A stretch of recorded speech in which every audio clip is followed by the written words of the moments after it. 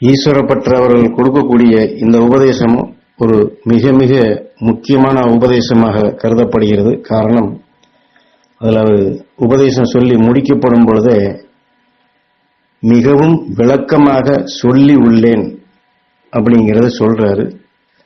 நான் சொல்வது புரிகிறதா அப்படின்னு சொல்லிட்டு, நான் சொன்ன நிலையை புரிந்து கொண்டால் மகர்ஷிகளுடனும் சித்தர்களுடனும் கலந்திடலாம் அப்படிங்கிற நமக்கு ஒரு உற்சாகம் ஊட்டக்கூடிய நிலையா, மகர்ஷிகள் ஞானிகளோட நாம ஒன்றி வாழக்கூடிய ஒரு சக்தி பெற முடியும் அப்படிங்கிறதையும் சொல்றாரு. ஏன்னா இதுல சுவாச நிலையை பற்றி நம்ம எதையோ என்னமோ ஏதோன்னு நினைக்கக்கூடிய நிலையை, ஏன்னா சுவாசம்னா நம்ம மூக்கு வழியா எடுக்கக்கூடிய பிராணவாயு பற்றி தான் நம்ம சிந்திச்சிட்டு இருக்கோம். இப்ப சொல்லக்கூடியது யாரையும் குறை சொல்றதுக்கோ அல்லது யாரையும் குற்றமா கருதுறதுக்கோ இல்லை. ஏன்னா இதுல சொல்லக்கூடிய கருத்துக்கள் அப்படிப்பட்ட கருத்து தான். தியான நிலை, சுவாச நிலை வேண்டும் என்று கேட்கின்றாய். இப்பொழுது இங்கே கொடுக்கக்கூடிய பாடங்கள் எல்லாம் என்னப்பா? சுவாச நிலையே தான் தியான நிலை, தியான நிலையே தான் சுவாச நிலை. சுவாச நிலையை பத்தி கேட்கிறியப்பா, இப்ப இவ்வளவு நாளா நான் கொடுத்துட்டு வந்ததெல்லாம் என்னப்பா? அதுதானப்பா அப்படின்னு கேள்வியையும் கேட்டு விடையும் சொல்றாரு. ஏன்னா தியானம் வேற, சுவாச நிலை வேற. ஏன்னா இந்த சுவாசம் அப்படிங்கிறது இன்னைக்கு உலகெங்கிலும் இது மூச்சு பயிற்சி அப்படிங்கிற பேர்லையும், சக்தியை நமக்குள்ள கீழிருந்து மேலே ஏற்றி கொண்டு வரணும் அப்படிங்கிறதுலையும், இது போன்று எத்தனையோ தரப்பட்ட நிலைகள்ல அது முத்திரைகள், யோக முத்திரைகள் அப்படின்னு சொல்லி திருமூலரால் கொடுக்கப்பட்ட அந்த ஞானி எந்த உண்மைகளை கொடுத்துட்டு போனாரோ அதையெல்லாம் இன்னைக்கு முத்திரைகளாக, இப்படி செஞ்சா இது கிடைக்கும், இப்படி செஞ்சா இது கிடைக்கும்னு இந்த மூச்சை ஒரு பக்கம் அடைச்சி ஒரு பக்கம் விட்டு இப்படி செய்யக்கூடிய பயிற்சிகள் யோக முத்திரைகளாக உலகெங்கிலும் இன்னைக்கு பெரும்பகுதியான பேர் அவங்க எந்த பக்தி எந்த நிலையில் இருந்தாலும் கூட இதை செஞ்சு கொண்டுதான் இருக்கிறாங்க. அதனாலதான் அது போன்ற ஒரு செயல்படுத்தக்கூடியதை நெறிமுறைப்படுத்துறதுக்கு தான் இங்க சுவாச நிலைங்கிறது வேற, தியான நிலைங்கிறது வேற அப்படி நினைக்காத. ஏன்னா இந்த சுவாச நிலையை பற்றி முழுமையான விளக்கம் கொடுக்கிறார். நீ பூஜையில அமர்ந்து சுவாச நிலையில் ஜெபித்திடும் ஜெபங்கள் தான் சுவாச நிலையும் தியான நிலையும் அப்படின்னு நினைக்கிறியாப்பா? அது கிடையாதப்பா அப்படிங்கிறார். நீ பூஜை ரூம்ல உட்காந்துக்கிட்டு நான் சுவாச பயிற்சி செய்யறேன், அல்லது நான் ஜெபம் மந்திரம் சொல்றேன், அல்லது பாட்டு பாடுறேன், என்ன வேணாலும் சொல்லிக்க, இதுதான் நீ சுவாச நிலை, இதுதான் தியான நிலை நீ நினைக்கிற. இல்லப்பா அப்படிங்கிறாரு. அப்ப இது இப்படி சொன்னா நம்மளுக்கு ஒன்றும் புரியாது. என்ன நம்ம செய்யறதே இல்லைன்னு சொன்னா அப்புறம் எதுதான் சுவாச நிலை, எதுதான் தியானம் அப்படின்னா, உன் எண்ணத்திற்கு பலகாலம் பல வழியில் பல வழிகளை நானும் என் சிஷியனும் செப்பிவிட்டோம். சிஷியன்னா ஞான குருவை சொல்றாரு. இன்னும் வேண்டுகின்றாய் தியான நிலைக்கும் சுவாச நிலைக்கும் விளக்கங்கள். நான் பல தடவை சொல்லிட்டேன், என் சிஷியன்னு சொல்லி இதை பதிவு செஞ்சுட்டேன். இன்னமும் நீ தியான நிலைன்னா என்ன, சுவாச நிலைனா என்ன, தியானம்னா என்ன, சுவாச நிலை என்ன, திரும்ப திரும்ப கேட்டதே கேட்டுட்டு இருக்கியப்பா. நீ என்னும் எண்ணமே தான் தியான நிலையும் சுவாச நிலையும் பெரும் ஜப நிலையும். என்னும் எண்ணமே தான் உன் வாழ்க்கை நிலையும் உன் உடல் நிலையும். புரிந்ததா? என்னும் எண்ணம் போல் வாழ்வு, எண்ணம் போல் வாழ்வு என்றிட்டால் என்னும் எண்ணமே தான் வாழ்க்கையுடன் கலந்து வருகின்றது. உன் வாய் திறந்து சொல்லும் சொல்கள் தான் காட்டிலே சுற்றுகிறது என்று எண்ணுகின்றாய். உன் மனதில் என்னும் சிறு எண்ணமும் உன் சுவாச நிலையில் தான் சுற்றுகின்றது. நீ எண்ணும் எண்ணமெல்லாம் உன் சுவாச நிலையில் வெளிப்படுகின்றது. நீ பிறவி எடுத்த நாள் முதல் கொண்டு நீ எண்ணிய எண்ணமும், நீ சிரித்த, அழுத, கோபப்பட்ட, வேதனைப்பட்ட, பேசி எல்லா நினைத்த ஓசைகளுமே உன்னையே தான் சுற்றி வந்து கொண்டுள்ளது. உன் கடந்த காலத்தை எண்ணிப்பார். உன் நினைவில் நீ ஒன்று நினைத்ததும் நீ ஒன்று நடத்தியதும் ஞாபகத்தில் வந்துவிடும். நீ பேசிய பேச்சுக்கள் மட்டும்தான் காட்டிலே சுற்றி கொண்டுள்ளது என்று எண்ணுகின்றாய். நீ நினைத்ததும் உன்னையே தான் சுற்றி கொண்டுள்ளது. இந்த பிறவி மட்டுமல்ல, ஒவ்வொரு மனிதனுக்கும் இந்த உலகம் தோன்றிய நாள் முதல் அவன் உயிரணுவின் சுவாச நிலை எல்லாமே அவன் உள்ளவரை சுற்றி கொண்டேதான் உள்ளது. இந்த உலகம் சுற்றுவதே இந்த சுவாச நிலையில் தான். மனிதனை சுற்றியுள்ள சுவாச நிலையில் மனிதன் வாழ்கின்றான். உலகை சுற்றியுள்ள சுவாச நிலையில் உலகமே உருள்கின்றது. உன் சுவாச நிலையும் ஜெப நிலையும் எந்த நிலைக்கப்பா நான் ஆழ்வது? நீ என்னும் எண்ணமே தான் சுவாச நிலை, ஜெப நிலை, பெரும் ஜோதி நிலை எல்லாமே. காலத்தை கடத்தி விட்டாய். நான் இவ்வளவு நாள் சொன்னதனுடைய உள்புறம் நீ புரியாம இன்னும் முதல் நிலையிலேயே கேள்வி கேட்கிறியப்பா. இனி இருக்கும் காலத்தில் உன் எண்ணத்தை ஒருநிலைப்படுத்தி சுவாச நிலையும் ஜெப நிலையும் எய்திடப்பா. என்னும் எண்ணத்திலேயே மனிதன் வாழ. எண்ணம் தான் உயிர் ஜீவனப்பா. உன் உயிருக்கு ஏதப்பா ஆகாரம்? என்னும் எண்ணம் தான் அந்த உயிரின் ஜீவனப்பா. புரிகிறதா? மிகவும் விளக்கமாக சொல்லி உள்ளேன். இந்த நிலையை புரிந்து கொண்டால் உன் எண்ண நிலையை உயர்த்தி மகரிஷியுடன் சித்தருடன் கலந்து விடலாம். ஏன்னா பெரும்பகுதியான பேருக்கு சுவாச நிலை அப்படின்னு சொன்னாலே மூச்சு விடுறதை பத்தி தான் நிறைய பேர் நினைக்கிறாங்க. ஆனா அந்த மூச்சு எப்படி வருது, அல்லது இந்த காத்து எப்படி உள்ளுக்கு போகுது, இந்த காத்து உள்ள போய் என்ன செய்யுது, இந்த காத்துக்குள்ள என்னதான் இருக்கு, என்ன பெரும்பது விஞ்ஞான அறிவில் இருக்கிறதுனால தெரிஞ்சோ தெரியாமல் இதை பிராணவாயு அப்படின்னு நம்ம பதிவு செய்துட்டோம். பிராணவாயு உள்ள போகுது, உடல்ல போய் சுத்தி கழிவு கரியமில வாயுவாக வெளியே போகுது. இப்படித்தான் நம்ம பதிவு செஞ்சு வச்சிருக்கிறோம். ஆனா அவர் சொல்லக்கூடிய மூல கருத்து, நீ இப்ப இல்ல உயிரின உதிச்சதுல இருந்து வெளிப்பட்ட அத்தனையுமே சுவாச நிலையை சுத்திட்டு இருக்கு. அதனாலதான்டா நீ ஏங்கிக்கிட்டு இருக்கிற. இந்த பூமி அது வெளிப்படுத்தக்கூடிய காற்றுலதான் அது சுழன்று கொண்டிருக்கு. நீ எதை கழிவு நீ சொல்ல வரையோ அதுதான் உன்னை சுத்திக்கிட்டு இருக்கு. அதுதான் உனக்குள்ள ஜீவன் உள்ளதா இருக்கு. நீ கழிவுன்னு நீ நினைக்காத. அதுக்கு அரியமுள்ள வாயும் கிடையாது. அல்லது நீ குறிப்பிட்டு சொல்றிய இதுதான் ஆக்சிஜன், அதுவும் கிடையாது. எண்ணம் தானப்பா அப்படிங்கிற. நீ எதையெல்லாம் என்றையோ அது எல்லாம் உனக்குள்ள சுவாச நிலையா மாறுது. நீ சின்ன பிள்ளையில நடந்தது நீ ஞாபகப்படுத்தினா எப்படி வருது? நீ நினைச்சது ஒண்ணு, ஆனா அது நீ நடத்தி செயல்பட்டது இன்னொன்னு. எப்படி வருது? எல்லாமே உன்னை சுத்திக்கிட்டு இருக்கு. இதுதான் சுவாச நிலை. அப்படின்னா நம்ம எதை என்றமோ எதை வெளிப்படுறோமோ அது நம்மளை சுழன்று கொண்டே இருக்கு. இது இன்னும் ரொம்ப தெளிவா சொல்லணும்னா, ஒரு ரோஜா பூவோ ஒரு மல்லிகை பூவோ ஒரு நறுமணமான பூவை இந்த இடத்துல கொண்டு வந்து நமக்கு முன்னாடி வச்சிட்டோம்னா அதனுடைய மனங்கள் கண்டிப்பா அதுல இருந்து வெளிப்படும். அல்லது ஒரு பத்தியை பொருத்தி வைக்கிறோம், அல்லது சாம்பிராணியை பொருத்தி வைக்கிறோம், எதையோ நம்ம அந்த மனங்களை வெளிவர்ற மாதிரி நம்ம செயல்படுத்த போகும்போது அது அந்த இடத்துல சுழன்று கொண்டேதான் இருக்கு. அதை நம்மளால உணர முடியுது, தெரிந்து கொள்ளவும் முடியுது. ஆனா நாம வெளிப்படுத்தக்கூடிய எண்ணம், நாம் பேசக்கூடிய பேச்சு, அதனாலதான் என்ன சொல்ற, நீ பேசுற பேச்சு மட்டும்தான் உன்னை சுத்துது நினைக்காது. நீ நினைக்கிற மனசுல சிறு எண்ணமாக இருந்தால் அது உன்னை சுத்தும். அதுவும் சுவாசம் தான், அதுவும் காத்துதான் அப்படின்னு சொல்றாரு.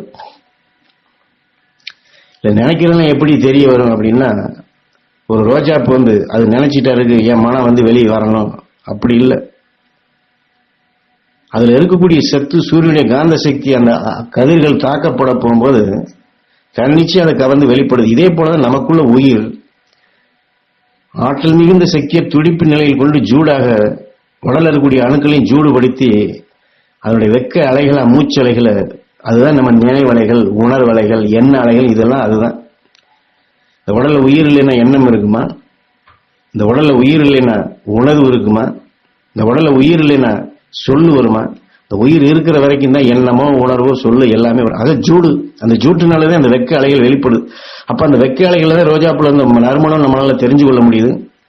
ஒரு மல்லிகைப்பூல இருக்கக்கூடிய நறுமணமும் தெரியுது. அல்லது ஒரு நாற்றமானது இருந்தாலும் அதனாலதான் தெரிந்து கொள்ள முடியுது. அப்ப வாசனையே இல்லை, அது நமக்கு தெரியுதா தெரியலையா அப்படின்னா அதுல விஷத்தன்மை கம்மியா இருக்கு. அதனால அது படர்ந்து செல்லக்கூடிய நிலைகள் குறைவா இருக்கு. அதனால நம்மளால தெரிய முடியல. அதுபோலதான் இந்த சுவாச நிலை என்ன நிலை அப்படிங்கிறத எல்லாத்திலுமே இருக்கு. சுவாச நிலை இல்லாதது இடமே இல்லை. அந்த சுவாச நிலையத்தை இங்க தியான நிலைன்னு சொல்றாரு. இந்த தியான நிலை தான் என்ன நிலைன்னு சொல்றாரு. நீ எதை நினைக்கிறியோ எதை என்றியோ அதுதானப்பா தியானம், அதுதானப்பா சுவாசம். நீ என்னமோ எதை நினைச்சுக்கிட்டு திரும்ப திரும்ப தியான நிலைனா என்ன, ஜப நிலைனா என்ன, சுவாச நிலைனா எனக்கு சொல்லிக் கொடுங்கன்னு தயவு செய்து திரும்ப திரும்ப கேட்காத. நீ எதை நினைக்கிறியோ அதுவாக ஆகின்ற கீதையில தெளிவா சொல்லப்பட்டிருக்கு. அப்ப நம்ம எதுவாக ஆக வேண்டும்? அதனாலதான் இந்த உயிருக்கு ஏதப்பா ஆகாரம் அப்படிங்கிறது. நீ நல்லா சாப்பிட்டு தெம்பா இருக்கிற, என் உடலுக்கு இது வேணும். உன் உயிருக்கு என்ன? உன் உயிருக்கு அந்த எண்ணம் தானப்பா. அந்த எண்ணம் தான் அதுக்கு ஜீவன் அப்படின்னு சொல்றாரு. எப்படி இந்த பூமியை சுற்றி காட்டு மண்டலம் இந்த பூமியை ஜீவனுள்ளதா வைத்திருக்கோ, அதுபோல நம்ம உயிர் அணுவ உதிச்சதுல இருந்து நம்ம வெளிப்படுத்தின எண்ணங்கள் அனைத்துமே ஜீவனுள்ளதா, அது வழியில தான் என்னப்பா இந்த உயிர் இயங்குது. அதனால மிகவும் விளக்கமாக சொல்லி உள்ளேன்றாரு. நீ எதவோ தியானம் பண்ணிட்டு இருக்கிற, எதோ இப்படி எல்லாம் செய்யணும், இந்த பக்கம் அடைக்கும், இந்த பக்கம் திறக்கணும், இந்த பக்கம் இப்படி சொல்லணும், ஒரு சொல்லு, ஒரு எழுத்து, ஒரு சுருதி மாறி போச்சுன்னா தப்பு, தீட்டு, தோஷம், இதெல்லாம் ஒண்ணும் கிடையாதப்பா அப்படிங்கிற உன் எண்ணம் தான். நீ தீட்டுன்னு நினைச்சா தீட்டு தான், தோஷம் நினைச்சா தோஷம் தான், இது தப்புன்னு நினைச்சா தப்பு தான். அதனால உன் உயிருக்கு எண்ணம் தானப்பா. நீ எதை என்ற தீட்டுன்னு நினைக்க போறியா, தப்புன்னு நினைக்க போறியா? அதை விடுத்து விட்டு உன்னுடைய உயிர் எப்படி இயங்குது, நீ எண்ணக்கூடிய எண்ணங்கள் உன்னை எப்படி சுற்றி வருது. அப்ப நீ நல்லது என்னன்னு என்ன, நல்ல உணர்வுகள் உன்னை சுழன்று வரும். நீ நல்ல உணர்வுல உன் முன்னாடி சுழன்றுச்சுன்னா உன் ஆன்மா பரிசுத்தமாகும். உன் ஆன்மா பரிசுத்தமான உன் உயிர் உயர்ந்த நிலை பெறும், உன்னதமான நிலை பெறும். இதுதானப்பா தியான நிலை, இதுதானப்பா சுவாச நிலை, இதுதானப்பா பெரும் ஜெபம், பெரும் ஜோதி நிலை, இதுதானப்பா அப்படிங்கிறது. எப்படி ரோஜாப்பனுடைய நறுமணம் நமக்குள்ள ஆகாகா மகிழ்ச்சி ஊட்டி அந்த சொல்ல வைக்குது, இது போல நம்ம உயிரான்மால அது போன்ற நறுமணமான நிலையை நம்ம என்ன நிலையில கொண்டு வரணும். சென்ட் அடிக்கிறது இல்லை, அல்லது வாசனை திரவியங்களை நம்ம மேல பூசுறது இல்லை. நல்ல உணர்வுகளை நம்ம சுவாசிக்கணும், நல்ல உணர்வுகளை நம்ம கொண்டு வரணும், நல்லதை நாம நினைக்கணும். இப்ப எல்லாருமே நான் நல்லதை நினைக்கிறேன்னு சொல்றேன், யாரும் இல்லைன்னு சொல்ல, நல்லதை நினைக்கிறோம். ஆனா அந்த நல்லதுக்காண்டி இயங்கி கிடைக்கலன்னு சொல்ல போகும்போது வேதனை, வெறுப்பு, ஆத்திரம், கோபம், இதைத்தான் எடுத்துக்கிறோம். நல்லதை என்றோன்னு சொல்லிவிட்டு கெட்டதை தான் எடுத்துக்கிறோம். அது கெட்டதுன்னு நம்ம தெரிஞ்சு எடுக்கல, நல்லது கிடைக்கலன்னு சொல்ல போகும்போது அந்த கெட்டதை நம்ம திறந்து விட்டுறோம், உள்ளுக்கு போயிடுது. அதனாலதான் இங்க தியானம், சுவாச நிலை, இதுதான். அப்ப நீ நல்லது வேணும்னு சொல்லி கேட்கறில்ல, நல்லது கிடைக்கலன்னு சொல்லி ஏன் வேதனைப்படுற, அல்லது நல்லது நடக்கலன்னு ஏன் கோவப்படுற? அப்போ உன்னுடைய சுவாச நிலை மாறுது இல்ல. நல்லதை நினைக்கிறேன்னா நல்லதானே வேணும்னு நிக்கணும், அதுதான் தியானம்னு சொல்றாரு. அப்ப நல்லதை நினைக்கிறத அதை நடத்தி காட்டணும், அதுக்குள்ளான பக்குவ நிலை வேணும். அதனாலதான் உன் என்ன நிலைதானப்பா ஜெப நிலைன்னு சொல்றாரு. அப்ப நல்லது வேணும், எனக்கு அந்த நல்லதுதான் வேணும். அப்ப அந்த பிடிச்சதுலயே நம்ம நின்னோம்னா நம்ம தியான நிலையும் ஜெப நிலையும் சுவாச நிலையும் ஒண்ணு போடுது. நல்லது வேணும்னு எண்ணிட்டு அது நடக்கல, கிடைக்கல, யாரோ தடுக்கிறாங்க அல்லது எதையோ தடுக்குது, இப்ப நான் என்ன செய்யறது, என்னால ஒன்னும் செய்ய முடியலன்னு சொல்லி சலிப்படைஞ்சு, சோர்வடைஞ்சு, விரக்தி அடைஞ்சு, அந்த விரக்தியினால வேதனை அதிகமாகி, அந்த வேதனை அதிகமாகும் பொழுது தாங்க முடியாத அளவு கோபமாகி, வெறுப்பாகி, நம்ம எதையோ போகும்போது நம்முடைய சுவாச நிலை எங்க போய் நிக்குது, நல்லதை வேணும்னு சொல்லிட்டு கடைசியில் எங்கெங்கயோ போயிடும். அதனாலதான் நீ அழுதைனாலும் சரி, சிரிச்சானாலும் சரி, நீ பேசினாலும் எல்லாமே உன்னையதான் சுத்திட்டு இருக்கு. நீ வேதனைப்பட்டேன்னா அதான் உனக்குள்ள சுத்தம், ஆத்திரப்பட்டேன்னா அதான் உனக்கு முன்னாடி சுத்தம், நீ எரிச்சல் பட்டேன்னா அதான் சுத்தம். அப்போ உன் சுவாச நிலை நீயே கெடுத்துக்கிற, உன் ஆன்மால இதைத்தானப்பா பெருக்கிற. அப்ப இதை பெருக்கினேன்னா உன் ஜெபநிலை எப்படிப்பா முன்னேறும்? அப்ப உன்னைய சுத்தி இருக்கக்கூடிய ஆன்மால நீ நல்லதை கொண்டு வரலாம்ல. எதுக்கு வேதனைப்படுற, எதுக்கு எரிச்சல் படுற, எதுக்கு ஆத்திரப்படுற? அதையெல்லாம் மாத்து, அதையெல்லாம் மாத்தி நல்ல உணர்வை நீ கொண்டு வா.